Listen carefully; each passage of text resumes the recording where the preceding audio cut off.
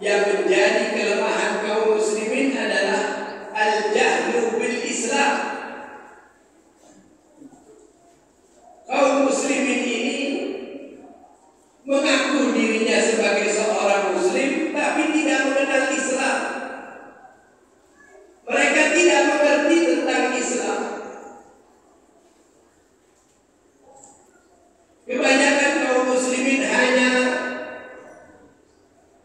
menjadikan Islam itu di masjid, memakai sarung, baju koko, atau gamis, pakai peci, pegang tasbih.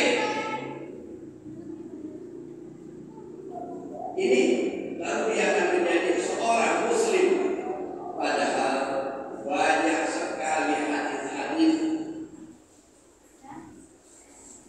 yang memerintahkan kita untuk memperhatikan kondisi sekitar kita untuk dinyatakan sebagai umat Muhammad. Bahkan Rasulullah menyatakan dalam sebuah statementnya, man lam yahtam bi umuril mu'minin wa laysa minna. Siapa yang tidak punya perhatian, siapa yang tidak merasa kalau ada saudaranya yang teraniaya dan lain sebagainya daripada kesulitan hidup, maka dia bukanlah dari golongan kami. Ma'asyiral muslimin jamaah salat Jumat rahimani. Kita ini sudah meninggalkan Islam dan kita ini sudah termakan oleh ajaran-ajaran sekuler, walaupun kita mencela sekuler.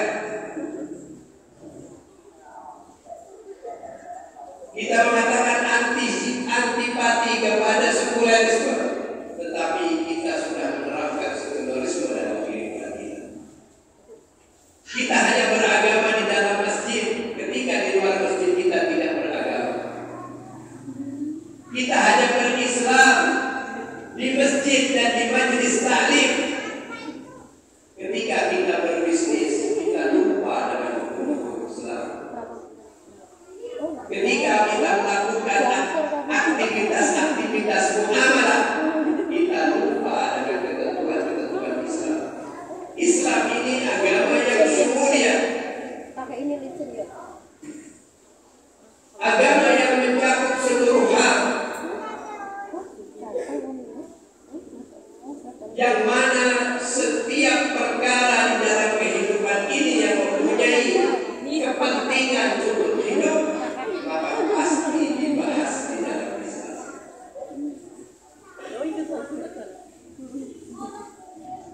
Kita hanya soleh pribadi, tapi tidak soleh sosial.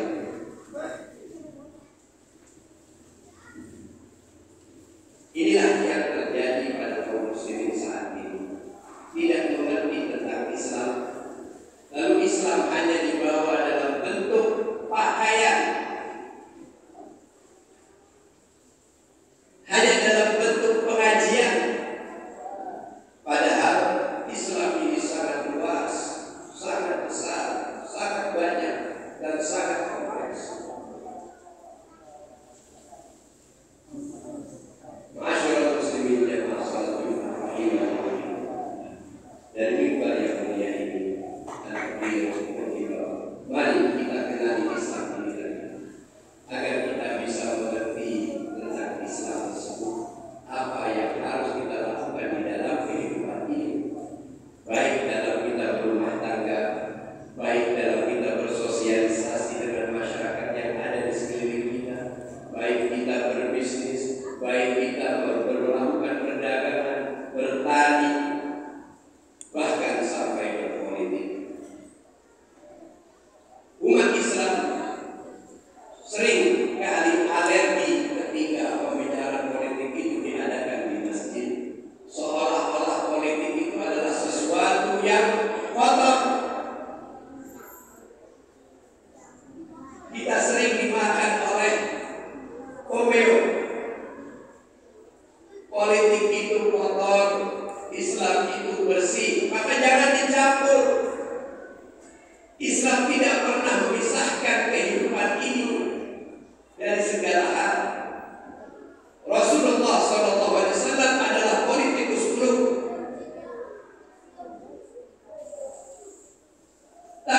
politikus yang murni, yang bersih.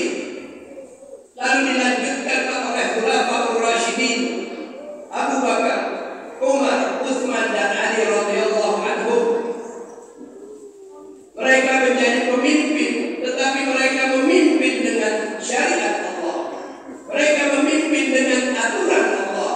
Mereka menjalankan masyarakat, menghukum di tengah masyarakat dengan mereka berpolitik, bukan tidak berpolitik. Lalu dilanjutkan oleh para khalifah setelah itu, daripada Daulah Umayyah dan Daulah Abbasiyah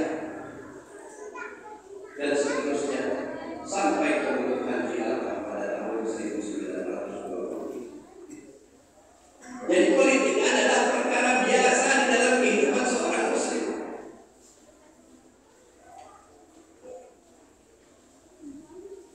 Lalu ketika kita berbicara ekonomi, kenapa ekonomi tidak dibicarakan di dalam masjid? Padahal hadis-hadis tentang ekonomi sangat banyak. Bangkitkan ekonomi umat. Jadikan umat ini mengerti tentang apa yang dibolehkan dan apa yang tidak diperbolehkan, supaya umat ini melek, terbuka matanya bahwa kita masih banyak melakukan sistem-sistem ekonomi yang salah, terutama dari sistem ribawi yang ketiga. Ma'asyiral muslimin jamaah salat Jumat rahimahumullah. Kembalilah ke Islam. Jadikanlah tahun ini, tahun 1447 sebagai tahun kebangkitan kita. Di tengah keburukan kita, biasanya kalau sudah pada titik nadir akan bangkit kembali kesadaran tersebut. Tapi itu tidak akan pernah terjadi kalau kita tidak mau merubah diri. Allah telah menyatakan, innallaha la yughayyiru ma biqaumin hatta yughayyiru ma bi anfusihim. Allah tidak akan merubah nasib satu kaum sampai kaum itu mau merubah apa yang ada pada diri mereka daripada kesalahan, kekeliruan, kecerobohan dan lain sebagainya.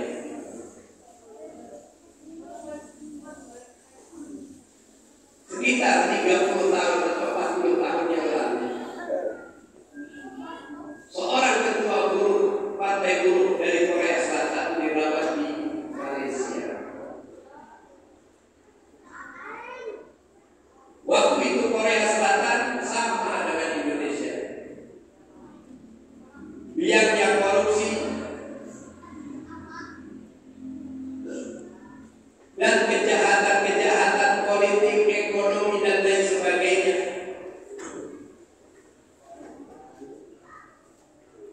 Ketika itu ketua partai buruh tersebut dirawat di Malaysia, dia melihat satu tulisan ayat Quran, lalu ada terjemahannya dalam bahasa Inggris. Ayat yang tadi saya bacakan, innallaha la yughayyiru ma biqaumin hatta yughayyiru ma bi anfusihim. Maka dia pulang, setelah dia sembuh, dia pulang membawa inspirasi ini, lalu mengajak semua anggotanya untuk melakukan perubahan. Karena perubahan yang pertama adalah pada diri kita sendiri.